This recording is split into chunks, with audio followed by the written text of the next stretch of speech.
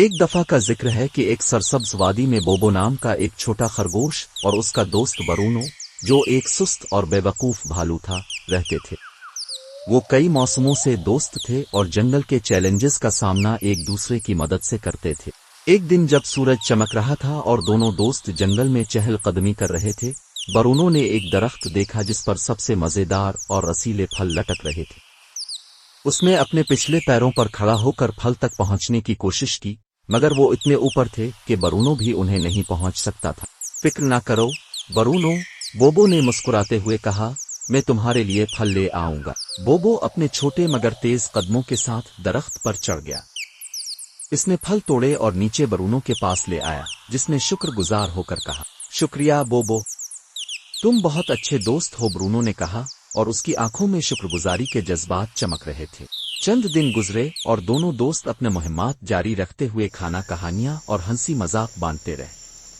لیکن ایک دن بوبو مشکل میں پھنس گیا۔ وہ جنگل میں چھلانگ لگاتا ہوا جا رہا تھا کہ اچانک وہ ایک گہری اور چھپی ہوئی کھائی میں گر گیا۔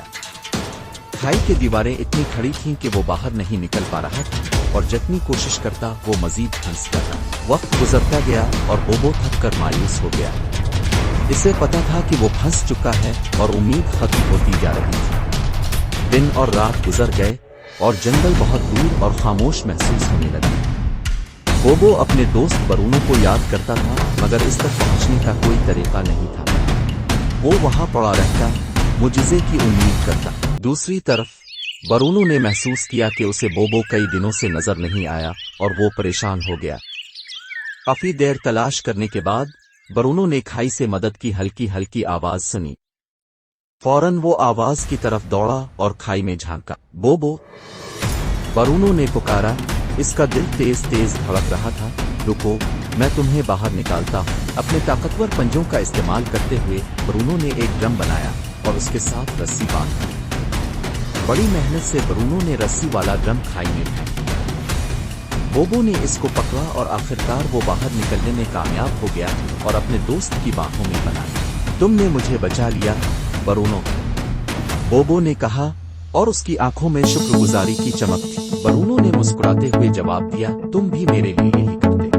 جب دونوں گھر واپس جا رہے تھے تو دونوں دوستوں نے اپنی دوستی کا اصل مطلب سمجھا۔ انہوں نے ایک دوسرے کی مدد کی تھی، لیکن ساتھ ہی یہ بھی سمجھا کہ وہ اپنے طور پر چیلنجز کا مقابلہ کر سکتے ہیں۔ انہوں نے یہ سیکھا کہ دوستوں کی مدد اور ایک دوسرے کی مدد کا جذبہ کسی بھی چیلنج کو آسان بنا دیتا ہے۔ کہانی